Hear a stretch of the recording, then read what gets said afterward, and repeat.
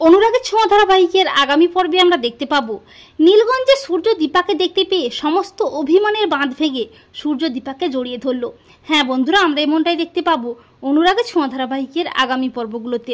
দীপা পৃথার বলা কথাগুলোতে আঘাত পেয়ে অর্জুন ও তার পরিবারের কথা ভেবে অর্জুনের থেকে দূরে চলে যেতে সোনারূপাকে নিয়ে শহর ছেড়ে অনেক দূরে নীলগঞ্জ নামে একটা গ্রামে চলে যায়। দীপা ও সোনারূপাকে দেখে গ্রামের সবাই খুব খুশি হয়ে যায়। আর দীপা বলে যে আমি আমার মেয়েদের নিয়ে এই গ্রামে নিজের মতো করে বাঁচতে চাই।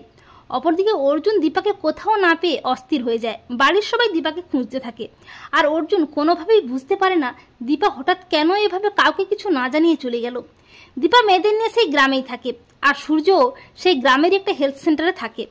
কিছুদিন পর সেই গ্রামের মানুষেরা হেলথ সেন্টারে যায়, আর সূর্যও তাদের সেখানে বিনামূল্যে চিকিৎসা করে।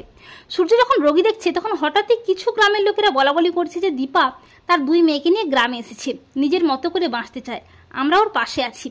দীপার কথা শুনে চমকে ওঠে সূর্য। সূর্য বলে তার মানে কি দীপা সোনামা রূপমাকে নিয়ে গ্রামে এসেছে?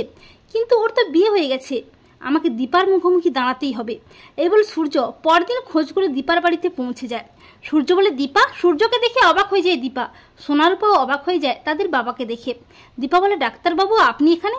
তখন সূর্য দীপাকে দেখে সমস্ত অভিমানের বাঁধ ভেঙে দীপাকে জড়িয়ে ধরে, আর দীপা সূর্য দুজনকে জড়িয়ে ধরে ব্যাকুল হয়ে কাঁদতে থাকে।